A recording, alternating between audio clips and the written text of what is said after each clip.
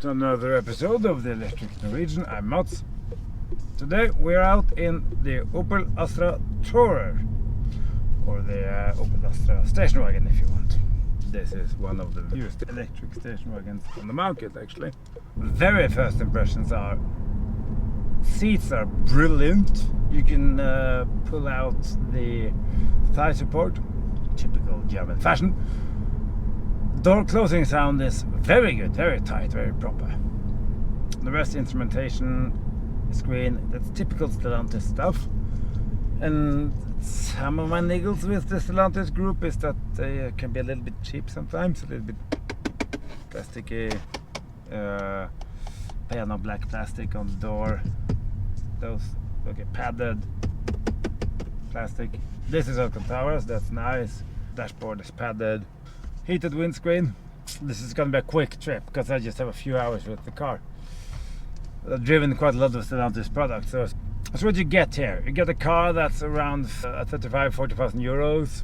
You get the 500 liters of luggage, 1500 liters with the seats down. It is a station wagon after all, so it's a wide car. It's wider than the MG5.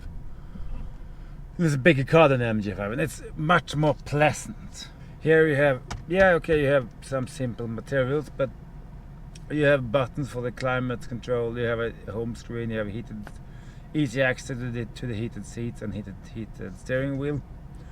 And if you've driven a Stellantis product for the last 3 or 4 years, you know your way around all the stop and go buttons and drive modes and stuff. You have good LED matrix headlights. Opel have had those for years.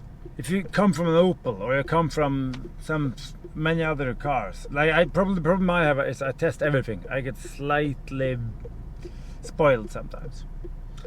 But this starts at around 35,000 euros, depending a little bit on which market you're in. I mean, Europe isn't one single market after all. I can say straight away that they will crash with one thing, and that's the fact that Tesla just lowered their prices on the Y, and particularly in Norway on the Model 3. The Model 3 is not a wagon, granted, but the level of equipment you get on that car is just crazy, and it now costs a lot less than this. Here you have proper buttons, you have stalks.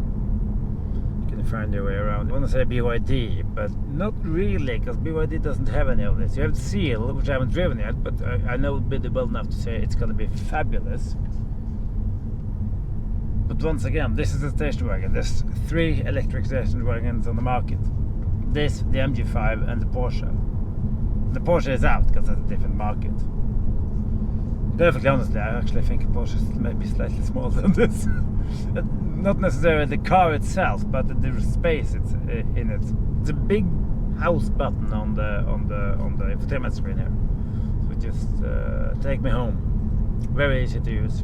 Not the quickest in the entire world, but not the slowest either. It's perfectly okay. But they do give you percentage.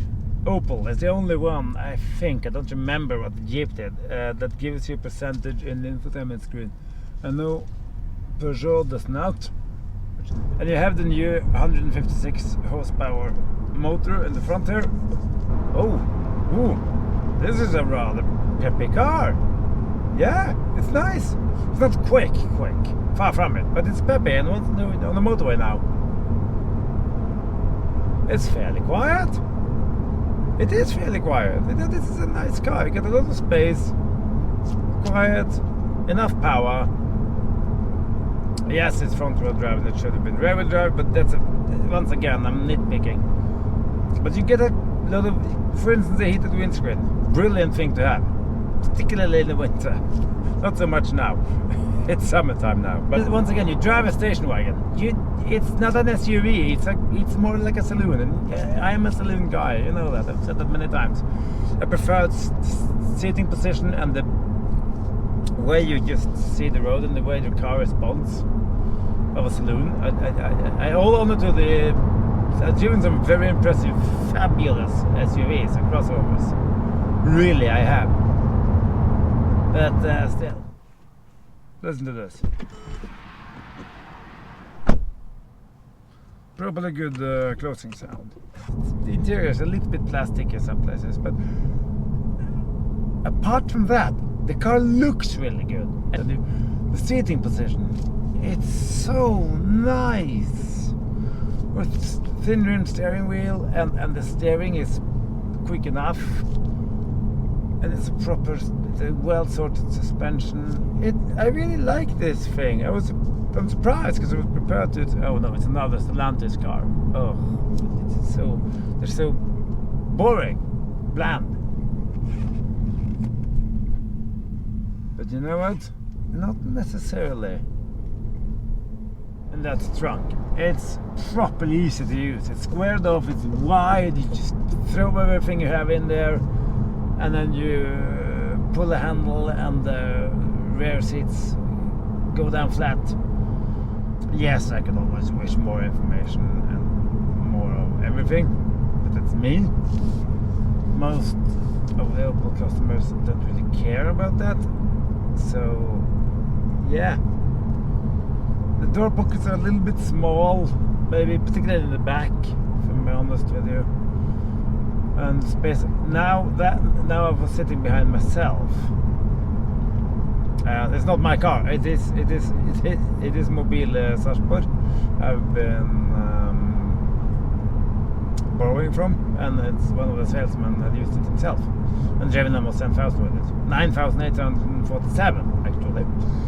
And you can see that it's a personally run car, and it's a bit fun like that because you fill it up with all kind of stuff. And I fit behind myself, not with a lot of space, but it's not a hardship to move the front seats forward a little bit because I have long legs, but I have more than enough leg room for myself here. So I can easily sacrifice some leg room to give more to the rear seat occupants if needed, and still sit very comfortable. These seats are they're well enough bolstered. They're nicely cushioned. Alcantara material is pleasant. I don't know entirely how this will wear, but I think it will wear just nicely. You might as well just buy the full spec version, because then you get all the niceties like full LED matrix lights, you get the phone charger, and so on and so on. I think some of that should have been standard equipment in a modern car, but you know, that's how it is. That said, Stellantis actually make money on their electric cars, unlike some others, VW and others. Oh, Porsche. Nice.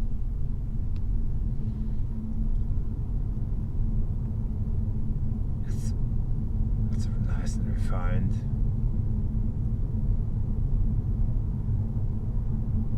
That's the nice thing about driving so many cars. You get sort of spoiled, yeah, but you can easily tell when something is done well. And ooh, 993. Oh, I love a good 993. Last of the air-cooled Porsches. Well, once upon a time I had one of those. Not a 993, mind you, but an older one.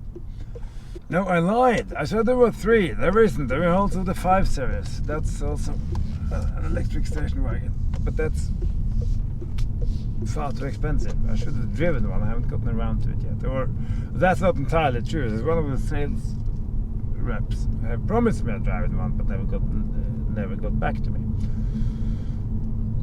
But that's also a different price range. It costs easily twice as much as this.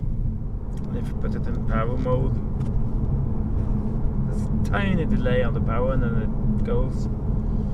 It's 156 horses and it's around 300 Newton or something, so it's nothing. It's not massive in any way, but you know, it works just fine. And it doesn't give up the ghost on the motorway either.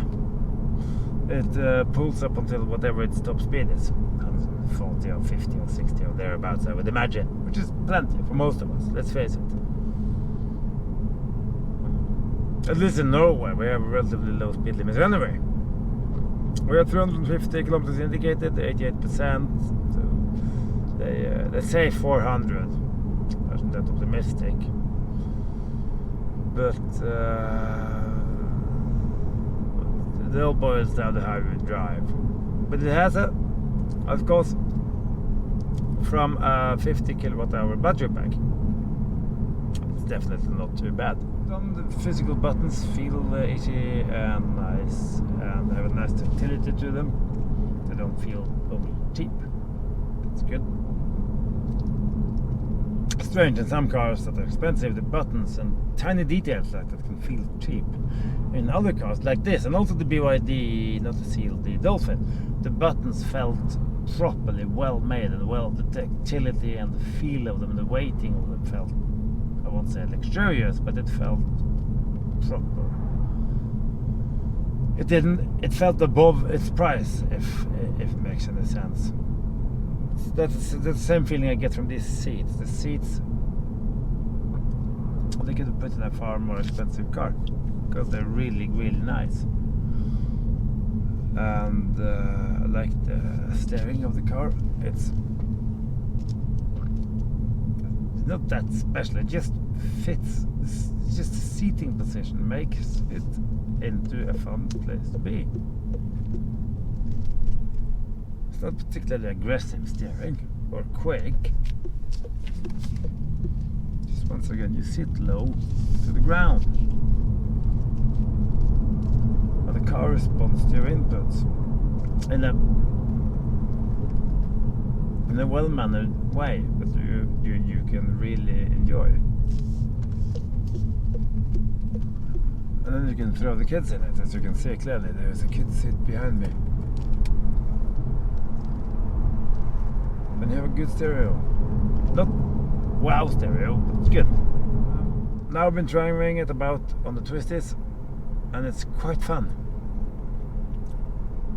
And we have hardly used any power either. We're out on this short test drive. And there's buttons for most things, almost everything. And if you don't want to, you almost don't have to interact with the screen at all, which is nice. Partly because it's a little bit too small, secondly because it's a bit slow. But it works, and the interface is decent enough to use, so by all means. And if you know your Stellantis cars from before, you will find your way into this very easily. But if you want a roomy family car, you don't want an SUV, and you definitely don't want something from China, you check out the Opel Astra Tourer. It's well equipped, it's relatively quiet, it's a good car, and it's European. It's not Chinese. It doesn't subsidize any of that stuff. It's pleasant is the right word.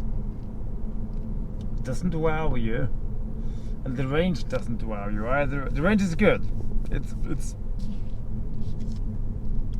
properly good. I'm not entirely certain about the charge speeds of it, but the Stellantis cars have normally done okay in charging. They haven't had high speeds, but they've had decent enough average speeds, and that's what matters after all.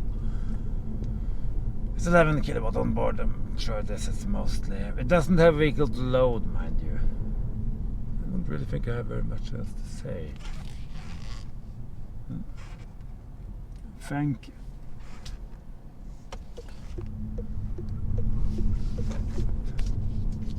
Mobil Starsborg for lending me the car.